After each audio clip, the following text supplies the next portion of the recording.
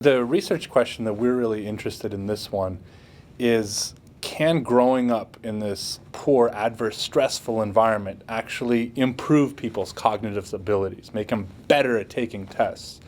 And what the prevailing notion is that no, of course not. You'd be crazy. Growing up poor, growing up in stressful environments makes people worse at almost everything.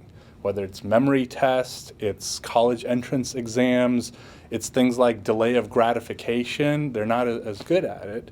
And the idea is that if you are growing up in this adverse environment, it's like you're trying to blossom as a flower, but the environment is preventing you from fully blossoming. It's constantly getting you off track. And then as an adult, you've never had the opportunity to fully blossom. You're defective in a way. And we wanted to know if there's a little bit more to that story. Is it possible that growing up poor can actually improve your cognitive abilities? Something that's really interesting to us about this research is that it's very rare that you can study adults on whom you have their entire childhood histories.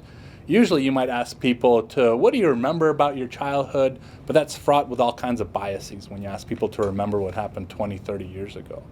So what was interesting to us is to go into the detailed childhood of these people and say, what is it about your childhood that improves your ability as adults? And we found something really surprising. What we thought was going to make all the difference is how much money, how many resources they had as children, their socioeconomic standing.